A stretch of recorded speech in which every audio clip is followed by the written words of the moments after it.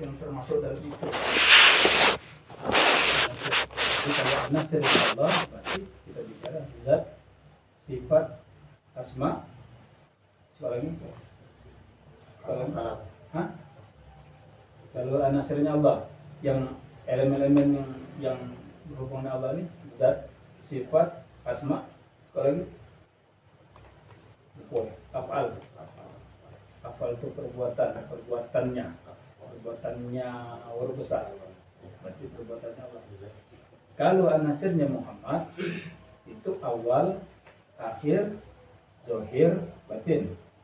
Ingat lagi. An-nasir Allah zat, sifat, asma, afal. Zat, sifat, asma, afal. 4 ya. An-nasir Muhammad awal, akhir, zahir, batin. Ngerti? An-nasir hamba rasa, nyawa, hati, tubuh.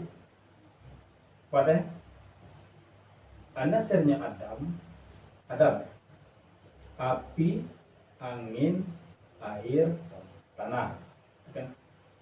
An-nasirnya bapak, lanang maksudnya. Bapak itu urat, tulang, otak, dan sumsum. An-nasirnya ibu itu bulu, kulit, darah, daging. Ulangi, kalau bapak itu urat, tulang, otak, sumsum. Kalau ibu bulu, kulit, darah, daging. Oke. Awal Muhammad itu nurnya. Jadi kalau kita bicara Muhammad itu awal, akhir, zahir, batin, awalnya itu nurnya.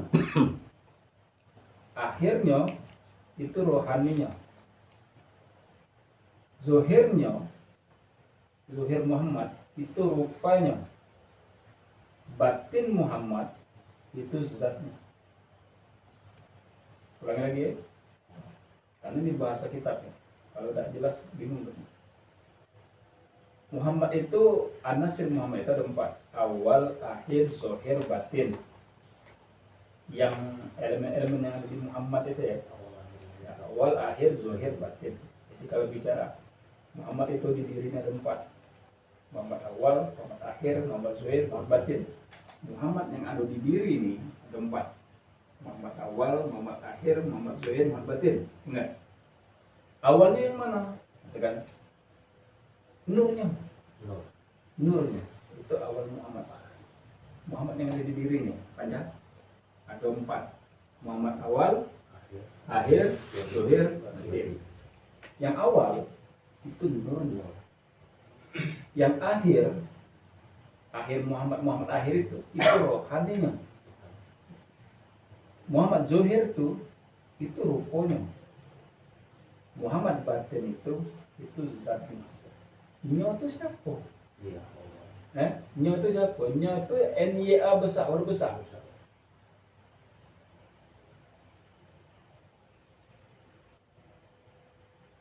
Bahwasanya kita bicara sekilas tentang Muhammad. Bahwasanya kejadian alam ini pada mulanya ialah daripada hakikatul Muhammadiyah. Hakikatul Muhammadiyah atau Nur Muhammad. Bahwasanya kejadian alam ini diterai, bahwasanya kejadian alam ini pada mulanya ialah daripada hakikatul Muhammadiyah atau Nur Muhammad. Nur Muhammad itulah asal segala kejadian. Nur Muhammad itulah asal segala kejadian. Ingat baca? Baca ingat? Ya. Nur Muhammad itulah asal segala kejadian. Bahwa Nabi Muhammad itu terjadi atas 2 rupa. Ada 2 wajah dan Nabi Muhammad itu terjadi atas 2 rupa. Nabi Muhammad ini. Kita bukan bicara Nur Muhammad, tapi Nabi Muhammad yang berdaging, Rasulullah. Atas 2 rupa. Rupa pertama itu rupa kodim. Yang kedua rupa azali. Rupa kodim itu dialah yang telah terjadi sebelum terjadinya seluruh ada.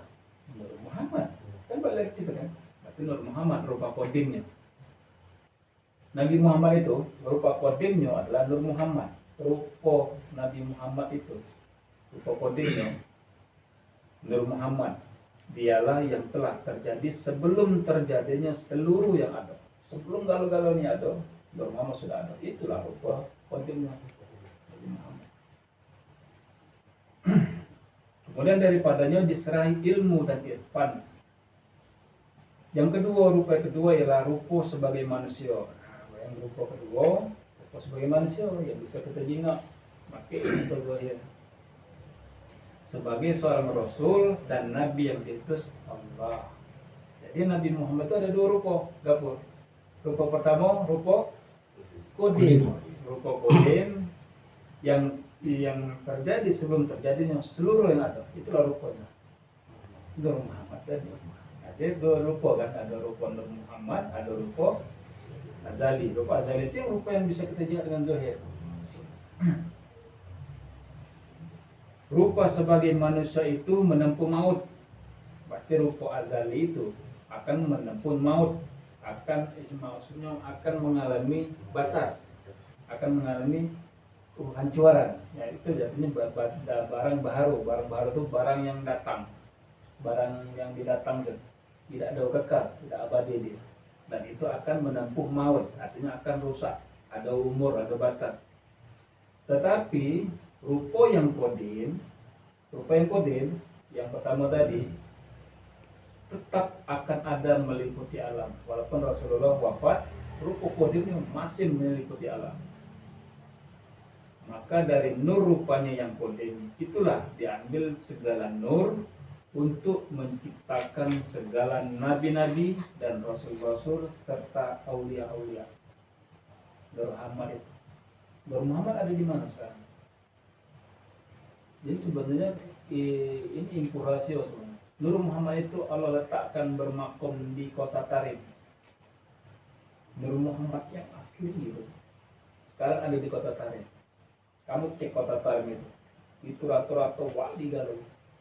Warga kota Tarim itu makomnya wali galuh. Maka kalau kita diajak guru amalan, kita bicara ya Tarim wa ahlaha, ya kota Tarim dan engkau itu ya sudah. Kan kemarin kan sudah ijazah kan?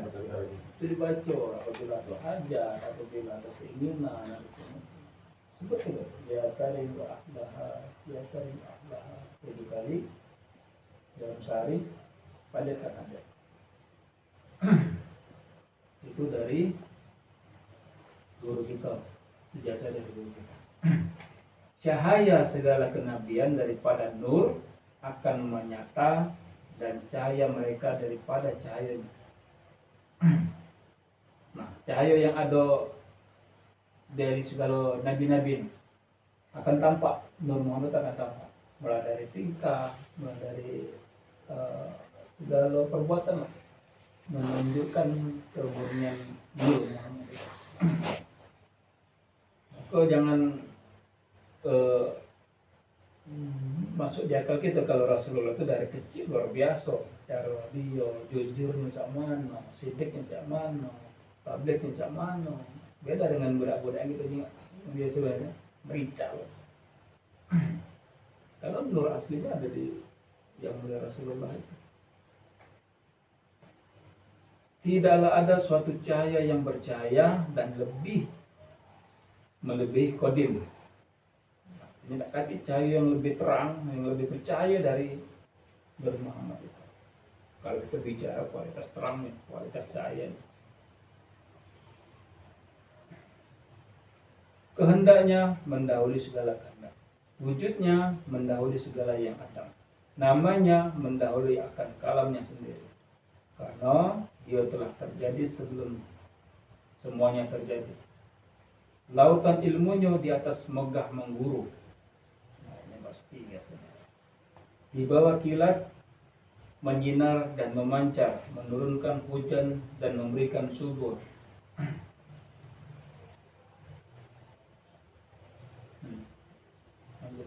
Segala ilmu yang ada di dunia ini, alam semesta malah segala ilmu alam yang ada dalam semesta semesta ini ibarat setetes air dari air lautan. Tapi apa-apa bagi ilmu yang ada di alam semesta ini dibanding Nur Muhammad ini. Segala hikmat hanyalah satu piala dari sungainya. Piala itu yang menonjol, Pak. Segala hikmat hanyalah satu yang menonjol dari seluruh sungai. Seluruh zaman hanyalah satu saat kecil dari masanya yang sangat jauh. Tahu nggak? Seluruh zaman ini, mulai dari zaman tercipta adanya alam semesta ini, jauh dibanding dengan alam penciptaan Nabi Muhammad. Jaraknya jauh. Dalam hal kejadian, dialah yang awal. Dalam kenabian, dialah yang akhir. Al-Haq adalah dengan dia, dan dengan dia jualah hakikat. Tidak. Al-Haq itu dengan dia, dengan Nur Muhammad tadi. Tapi kalau kita ujung-ujungnya, Nur Muhammad itu adalah wujud dari Nur Allah. Wujud Nur Allah itu jelas benar. Betul, wujud. Ini di kutub putranya muka kau bingung lebih. Termasuk hakikat jiwa bersama dengan dia. Dia itu masih kita bicara Nur Muhammad ya. Dia yang pertama dalam hubungan. Nah, ini sudah kita bicara ke Rasulullah tadi. Dia yang pertama dalam hubungan. Artinya wajah qadim. Dia yang akhir dalam kenabian. Artinya wajah adzali. Dia yang batin dalam hakikat. Dan dialah yang zahir dalam ma'rifat. Okay? Jadi Nasir Muhammad ada berapa? 4 Muhammad. Jadi kalau kita di diri kita nih ada Muhammad, atau 4 Muhammad di diri kita nih. Nah, di diri Gapur itu ada 4 Muhammad. Muhammad Awal, Muhammad Akhir, Muhammad Zuhir, Muhammad Batin. Nah.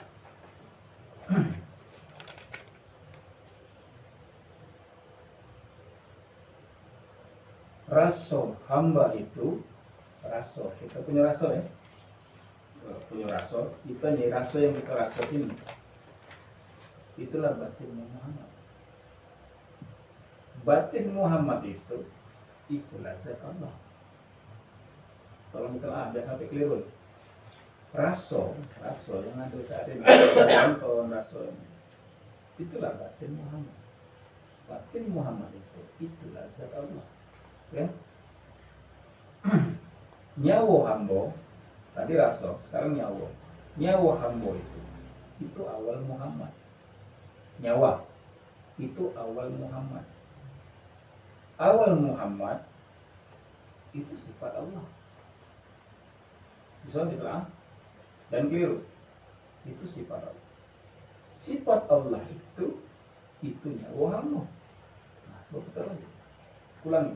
Nyawa hamba itu awal Muhammad. Awal Muhammad itu sifatnya Allah. Sifatnya Allah itu nyawa hamba. Betul lagi kan? Itulah. Kita ini penting-pentingnya Pak. Terkas siapa kita menelaah. Hati tadi sifat, tadi batin, sifat nyawa, kemudian hati. Hati hamba itu akhir Muhammad. Akhir Muhammad itu asma'nya Allah. Asma Allah itu hatinya Allah. Jadi kok betul. Namanya 3 tapi itunya sikot. Ulangi lagi. Asma Allah itu hatinya Allah. Nah, ulang.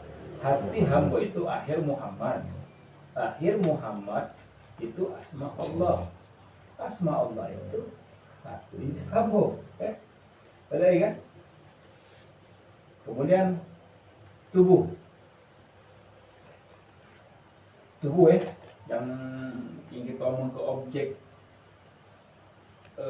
hijab ini, tubuh hamba itu zahirnya Muhammad. Zahir Muhammad itu afalnya Allah.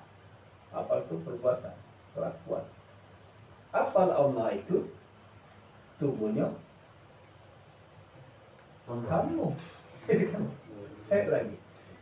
Tubuh hamba itu zahirnya Muhammad. Zahir Muhammad itu apalnya Allah. Apa itu kelakuan segala macam. Kelakuannya Allah itu, apalnya Allah itu tubuhnya hamba. Nah, ini perlu diingat. Ini bahasa kias. Bila takut gelombang, mengapa berlayar? Bila takut berkata cinta, mengapa berikrar? Tuh. Yakin itu sebelum datang ragu. Itu yakin. Nah. Kalau ragu-ragu baru yakin, itu masih was-was. Nah. Yakin, yang disebut yakin itu sebelum datang ragu. Sebagaimana engkau berikrar kepadanya. Saya ngucap dulu. Waktu ruh kita masih ruh ya, bukan roh kita, ruh seluruh ruh berarti masih di alam lahut, kan itu berikrar. Kata Allah, alastu bi rabbikum, maka para ruh ini menjawab, bala syahidna, di alam lahut.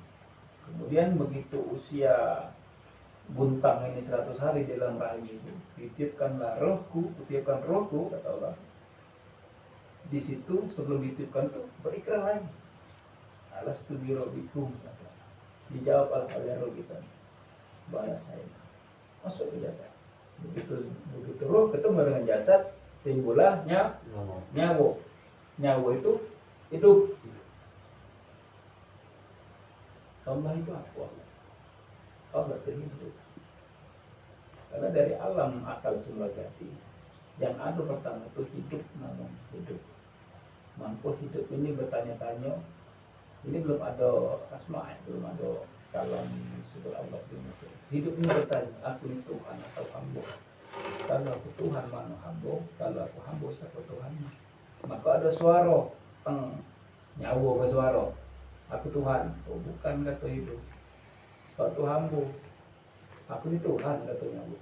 Kata hidup, kau tu hamba, aku Tuhan. Kalau memang kau Tuhan, kau keluar dari aku, keluar dari hidup, maksudnya lepas dari hidup.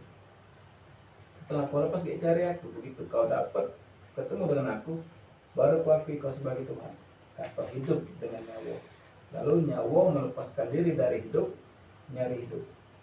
Tidak ketemu. Hanya nyawa ini mengakui asyhadu alla ilaha illallah. Apa kata hidup? Wa asyhadu anna Muhammadar Rasulullah. Itu alasal mula lapas dia punya itu. Paham nggak ya? Itu asal semula jadi itu. Lalu Allah menciptakan al-kalam namanya. Al-kalam itu pena. Nah, sama kayak kita. Nah, buat budak ada sih kegiatannya. Al-kalam terus itu belum ada rupa itu. Al-kalam itu belum ada rupa, tapi sudah ada nama. Belum ada rupa, belum nama. Lalu diubah namanya menjadi Al-Jamal, ditambah dengan keindahan-indahannya Allah sempurna. Lalu ditambah Allah lagi Al-Kamal dengan kesempurnaan Allah. Hanya berubah nama menjadi Nur Ahmad. Nur Ahmad ini memancarkan cahaya.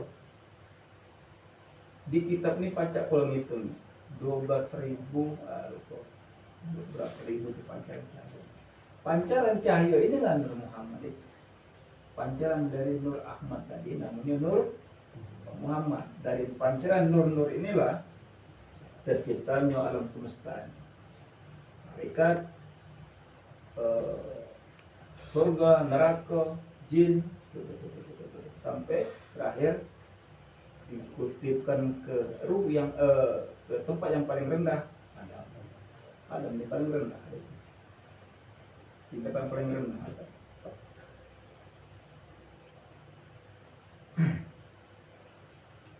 Sesungguhnya sholatku, ibadahku, hidup dan matiku adalah milik Allah.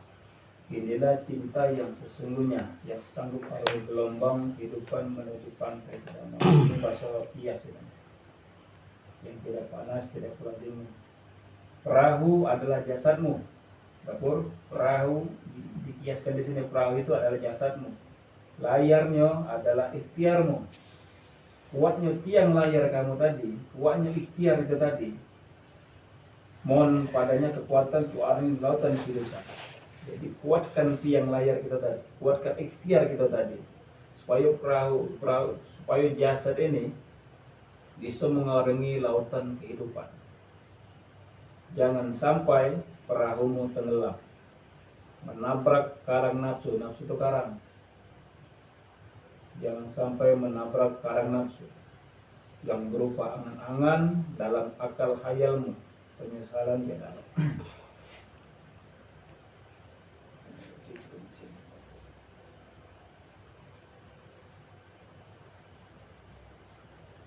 Bersujud, kening, cium bumi ketulusan, senantiasa bumi memberi, senantiasa bumi itu memberi meski dihina dan dicaci. Ibu bagi ragaku karena tanah.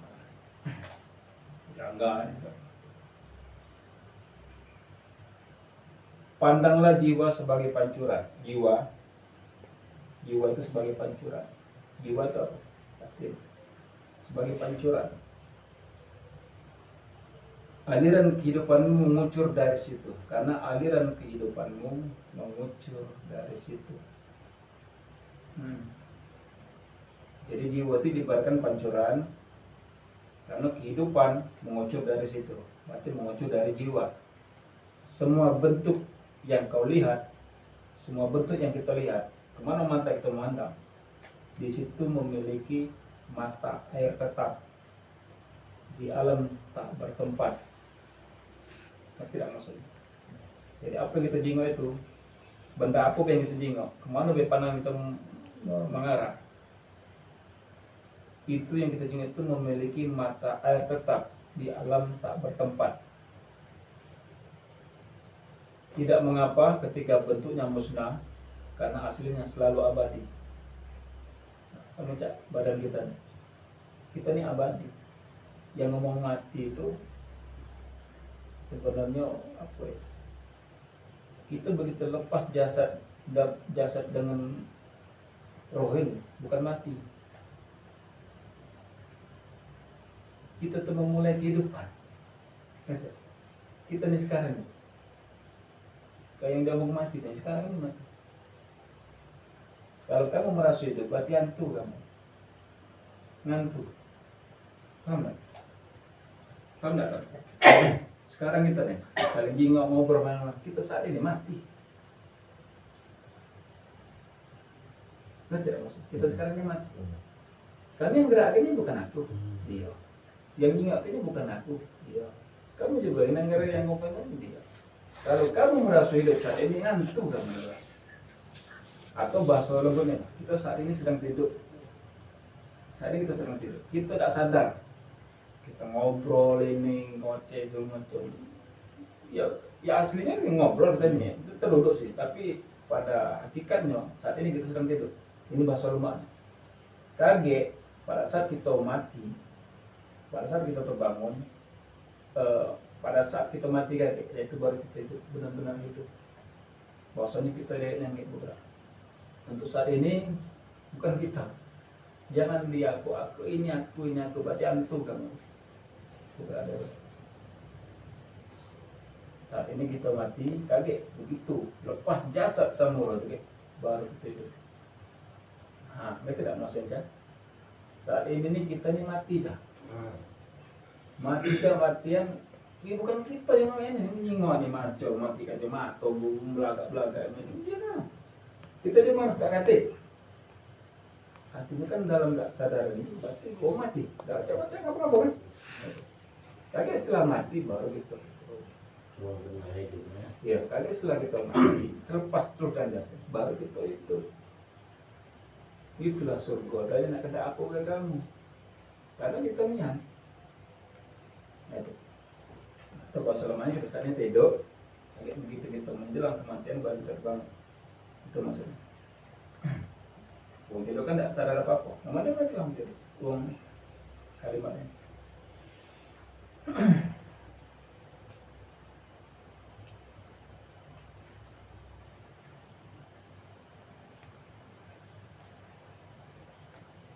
Ketika mata air menjadi sumber tak terhenti, mata air tadi di mana? jiwa batin ya. Nah, ketika mata air menjadi sumber tak terhenti, cabangnya terus mengalirkan air kemana-mana. Yang jadi pertanyaan, apa yang kau keluhkan? Apa juga yang engkau risaukan? Karena pancurannya tuh ada di sini, ada di diri. Dia bisa mengalirkan air kemana-mana. Taruhlah kesedihanmu. Ini pulang lagi. Pandanglah jiwa sebagai pancuran dan semua ciptaan ini sebagai sungai. Apa yang diciptakan Allah itu adalah sungai. Pancuran yang ada di sini. Ketika pancuran mengucur, sungai pun mengalir dari situ.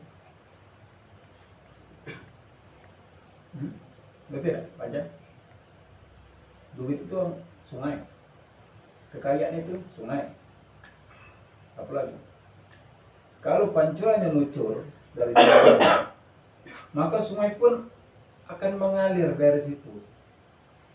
Duit akan mengalir dari situ, kekayaan akan mengalir dari situ, kesehatan akan mengalir dari situ, kebahagiaan akan mengalir dari situ. Kalau yang pancuran tadi mengucurkan, taruhlah kesedihanmu dan teruslah minum air sungai ini. Ini tidak masuk. Apa yang datang itu kan dari aliran sungai itu. Duit, kebahagiaan, kesenangan, apalagi jabatan, apalagi. Itulah sungai itu. Teruslah minum dari air sungai itu. Jangan pernah pikirkan kapan surutnya, karena aliran ini tiada hentinya. Ini kan balik lagi ke jiwa tadi. Kalau kita surut dia baca. Kalau kita berhenti ngalir, kan pancuran ada di jiwa. Dari pertama engkau memasuki alam wujud ini, alam wujud itu alam dunia.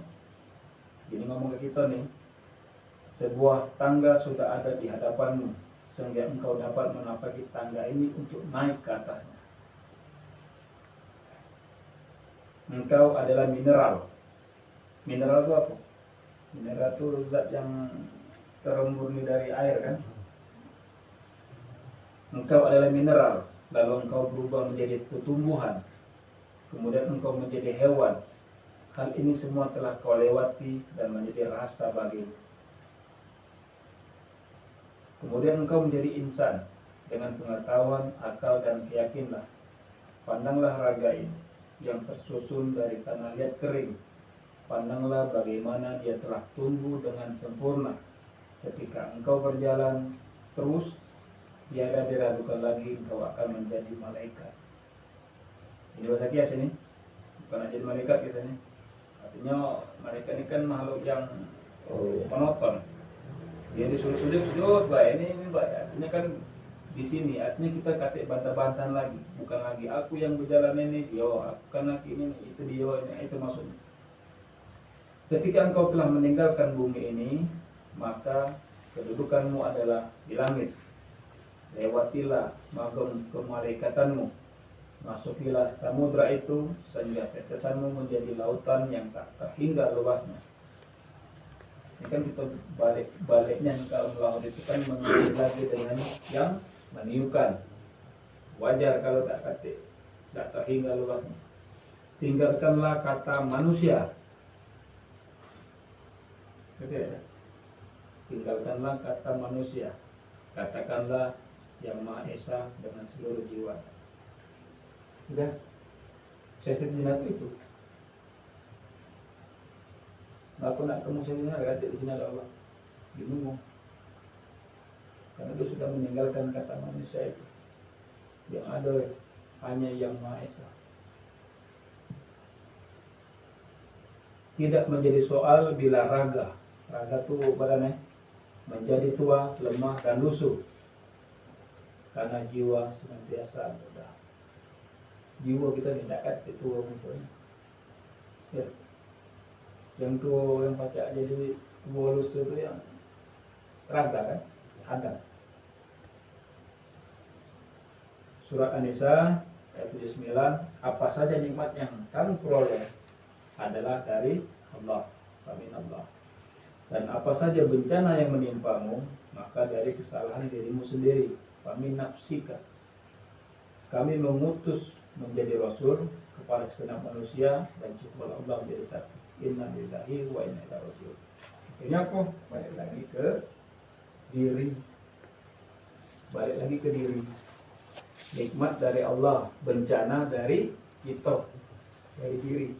Artinya menjadikan bencana itu dari diri. Mana prosesnya? Balik lagi. Jiwa kan batin, pikiran itu batin. Tuh, sampai sini. Jadi ya tidak aja. Dan tanya berat. Yang kemarin juga kalau nggak dikupas, ada yang bingung. Banyak kalau kita senggol dikit. Siapa aku? Aku nih bukannya aku ngomong. Aku nih aku besar. Siapa aku? Aku. Ini bahasa kias ya. Aku. Siapa aku? Pentingkah aku? Perlukah kita berjuang mencari aku? Sesungguhnya aku ini adalah Allah. Tiada suatu apapun selain aku. Jelas ya? Tiada segala apapun selain aku. Maka sembahlah aku dan dirikanlah sholat untuk mengingat aku. Surat Toha ayat 14. Aku adalah diri yang sebenar-benarnya. Ada apa ini? Aku adalah diri yang sebenar-benarnya. Ini harus paham. Jangan sampai lenceng dikit paham. Lenceng dikit. Ini harus paham dulu. Aku adalah diri yang sebenar-benarnya diri sejati.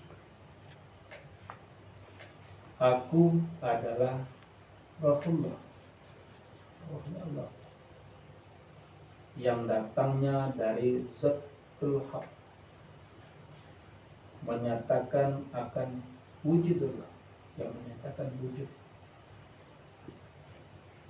Akulah yang dinamakan Ammar Rabbi, yaitu urusan Allah. Ammar Rabbi, yaitu urusan Allah. Aku yang hidup, datangnya dari yang maha hidup, yang bersifat gaib, yang datang dari yang maha gaib. Tak kala Zatul Haq ingin menyatakan akan tidak apa-apa. Tak kala Zatul Haq ingin menyatakan akan dirinya, maka dia mentajalikan akan nurnya yang dinamakan Rasulullah atau Panca. Paham tak Panca? Paham Panca, paham tak? Paham sampai sini? Kita ulang lagi. Jadi tidak boleh kita bahas banyak pun maksud.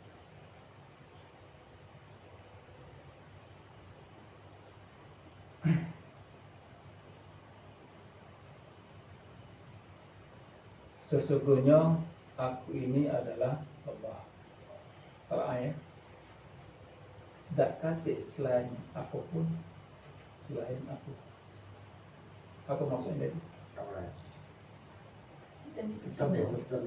Yang semua begitu jiwa. Nak mendakwai itu. Maka sembahlah aku dan dirikanlah sholat untuk mengingat aku. Surat Toha ayat 14. Aku adalah diri yang sebenar-benar diri sejati.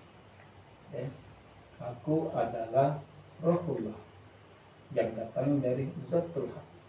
Aku adalah Rasulullah yang datang dari Zatul Haq, menyatakan akan wujudullah. Untuk menyatakan wujudnya Allah itu, Zatul Haq itu untuk menyatakan wujudnya Allah. Akulah Rabb. akulah yang dinamakan Amar Rabbi, yaitu utusan Allah. Aku yang hidup datangnya dari yang maha hidup, yang bersifat goib, yang datang dari yang maha goib. Tak kala Zatul Haq ingin menyatakan akan dirinya, maka dia, Zatul Haq tadi, mentajalikan akan nurnya yang dinamakan kini Rahullah atau aku. Kini akulah yang nyata dan aku merupakan sifatnya. Jadi yang alif lam mim ha zat sifat asma afal itu kita belajar itu. Itulah. Yang sifat-sifat kita senang, kita bicara sifat manusia dulu, senang, sedih, apa lagi yang bahagia, sifat pemarah, apalagi sifatnya mengasihi, suka memberi, menolong, segala macam. Itulah dia. Itulah dia. Rasa sedih.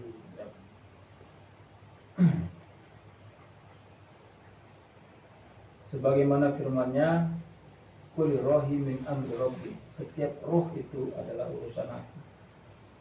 Ramai yang mencari aku. Banyak orang yang belajar mereka. Maksudnya, ini bahasa kias. Ramai yang mencari aku, namun jarang ketemu aku. Jadi banyak orang yang belajar ma'rifat, tapi tak ketemu. Tak pernah berma'rifat, tak pernah kenal. Berma'rifat itu mengenal dia, tapi tak pernah kenal. Ngomonglah berma'rifat, ngomong sudah belajar. Jadi dikatakan ramai yang mencari aku, namun jarang yang ketemu.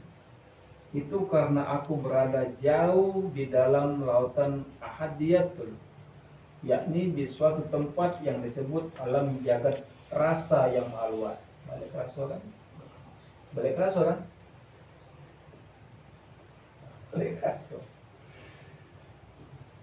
Dan kita belajar ma'rifat, Allah itu nah, Allah lah akan disini. Tak terbesit di pikiran kita, bentuknya Allah cak mana, tangannya cak mana, Allah ngomong cak mana, tak pernah terlintas. Dia sifatnya laisa kami sendiri. Berbeda dengan apa yang diciptakan. Kita cukup main rasa. Itulah ilmu kalam. Bisa merasakan tapi tak baca, kita nyerita banyak. Itulah bab yang kita pelajari ini. Allah itu ternyata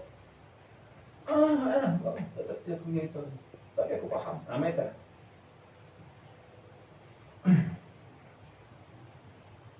yakni di suatu tempat yang disebut alam jagat rasa yang maha luas. Makanya kita juga baca, kita belajar bab tali rasa Allah sebagai memahami bab rasa. Kalau ada yang mau mencari aku, maka katakanlah aku ada, tetapi tiada. Aku tiada, tetapi ada. Kalau ada orang nanya Allah itu di mana, ngomong di Allah itu ada, tapi tiada. Mana? Tiada Allah itu. Tapi kalau orang nanya Allah itu gaib tak? Maha gaib. Allah itu nyata apa gaib? Kamu nak mana? Allah gaib? Tidak, Allah maha gaib. Allah nyata? Allah maha nyata. Paham ya? Allah itu kan dikatakan gaib, dia maha gaib. Kalau dinyatakan nyata, dia maha. Jangan lagi pasti ada pemahaman uang yang dinamakan nyata itu sifatnya pasti ada bahas. Itu aku tahu tuh, orang-orang yang belajar ma'rifat juga, tapi tidak sedetail itu. Mereka cuma tahunya yang nyata itu sifat, yang gaib itu zat. Nah, kita belajar kalau nak ngomong ke Allah ternyata Allah maha nyata, Allah gaib, Allah maha gaib. Tidak usah kita bahas zatnya, sifatnya, itulah dia. Kita bicara lagi. Artinya ada Tuhan zat, ada Tuhan yang bentuk sifat kan, itu lagi. Apa bedanya? Belajar apa gitu lagi? Di mana la ilaha illallah? Kalau kita beda-bedakan ini sifat. Kalau Allah nyata itu zat, kalau ini sifat.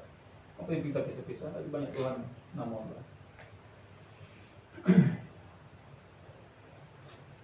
Aku yang tidak berupa merupakan sumber atau daya qadarullah yang hidup lagi menghidupkan.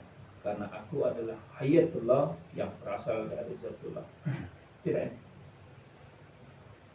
Hayat ini hidupnya Allah. Qadarullah ini ketentuan Allah, kehendaknya Allah. Berasal dari zatullah. Berasal dari zat. Galau-galau. Hendaknya hidup, mati berasal dari zat. Bila kita membicarakan ilmu mengenal diri, tentu ramai dari kita yang akan menyangka bahwa yang akan dibicarakan ialah diri yang kelihatan. Belajar kaji diri, pasti belajar diri, mengenali diri kita siapa. Oh, nama aku ni Devi, nama aku ni Panca, itu banyak itu. Mereka bicaranya makrifat tapi sebatas mengenal siapa yang menciptakan, siapa yang itu mengenal Allah langsung tapi tidak mengenal diri. Kita ini mengenal diri dulu. Man arafa nafsah, barang siapa mengenal diri ini faqad arafa rabbah, pasti mengenal Tuhan. Barang siapa yang mengenal diri maka akan mengenal Tuhan. Man arafa nafsah faqad arafa rabbah. Man arafa rabbah, barang siapa sudah mengenal Tuhannya faqad jahilan nafsah, maka dia akan semakin buila. Siapa sudah mengenal Tuhannya maka dia akan semakin buila. Mana bos? Belajar yang jadi buyan bos? Masih nak terus belajar? Karena buyan lagi, lemah kaki. Man arafa rabbah faqad jahilan nafsah, barang siapa sudah mengenal Tuhannya maka dia akan menjadi buyan. Paham tak kita sampai sini kan? Tak ada meruntuhkan semangat kita kan untuk bermakrifat kan? Dan apabila kita buyan, maka kepintaran itu, apabila kita lemah menjadi lemah, maka kekuatan kita, itu kan? Nampak kita mundur. Benar tak?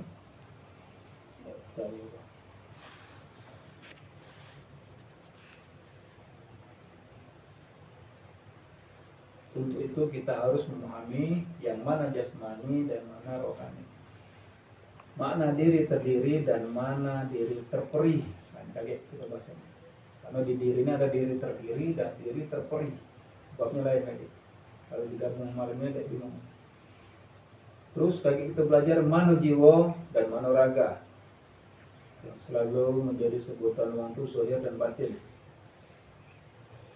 Apa kita harus paham perbedaan dua kata ini sebelum kita mencapainya? Karena di situ kita bisa membedakan mana Adam, mana Adam, mana Muhammad. Muhammad itu kan batin. Zahir ini kan Adam. Siapa yang harus patuh? Zahir. Selama ini gagal zahir. Belagak-belagaklah zahir. Kuatlah zahir. Pintar-pintar zahir. Selama ini kita belajar tonjokan batin. Walaupun kamu malas dengar malas ini yang penting masuk dulu di kuping. Biarkan batin. Karena batin itu kayak tahu nih, dia naruh di mana nih, lentengan ini tanya. Saya kan cerita barusan itu dari batin. Dia tahu di mana letak, karena sempat masuk di kuping. Jadi begitu ada membahas entah tahun ke depan, entah 5 tahun ke depan, ada membahas itu. Kita tidak sama sekali, tapi kita membahas itu. Ngerti kita langsung. Oh, main dari mana? Oh, ternyata dulu pernah batin tuh kita perdengarkan itu. Dan dia tahu batin letak dia narak memori ingatan itu dari mana. Tapi kalau bicara jasad, nah segernya. Boleh kalau jasad, kita nampil jasad. Belajar guru lagi. Nah, ada badan. Sejak seolah-olah nak dia ngomong tuh menenggerkan. Itu jasad. Tidak bakal lagi. Biar dikata ke guru tadi, kamu perhatian dengan badan itu jasad, gali jasad itu. Kurangilah, tidak ada. Nak sholat, ada mertua, bang, duduk, itu gali jasad. Berhentilah. Kalau gali batin, engkau dalu terbangun, kate unyingok, nah, inilah gali batin, ambil uduk, segala macam. Ada masih belum lesu batin, berzikir, berwirid, segala macam. Gitu. Oke, baik kita nyambung ke bab itu. Panjang. Kawan suruh gula.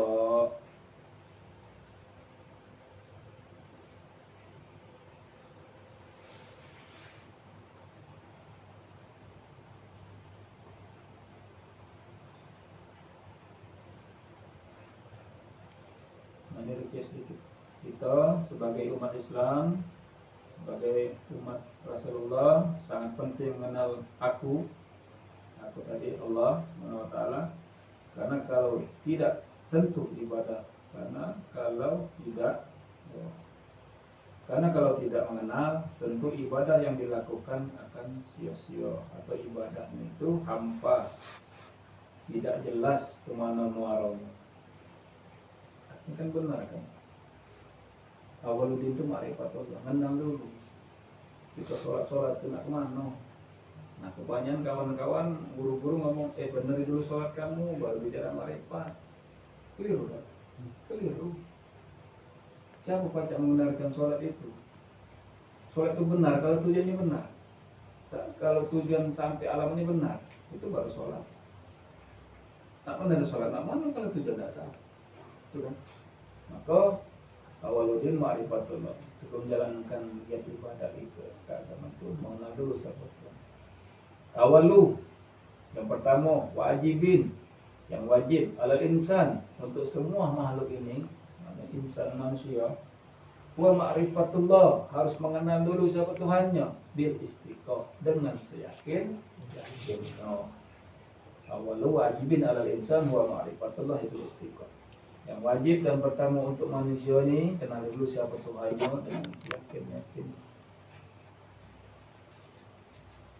Baru kita tahu kendak Allah nikmat ini, kendak Allah nikmat ini. Mana cara melakukannya? Sudah ku ajak ke dalam di Rasul. Kamu cari, dia sudah ngajar ke. Baru kita nilai ke Rasulullah. Apapun dia ke Rasulullah yang dilangsung itu. Apabila nur ini sudah gabung, nur Ahmad sama Nurullah, gabung dia sikoh, itulah namanya Nur Asal. Wali apa? Macam mimpi dulu kan. Kita pahami dulu ini. Pahami, dijalani. Masalah makom itu lagi datang lagi. Makom juga tak perlu nak ngitung kewajiban, tak perlu nak berwangi-wangian, tak perlu nak baju-baju ubah.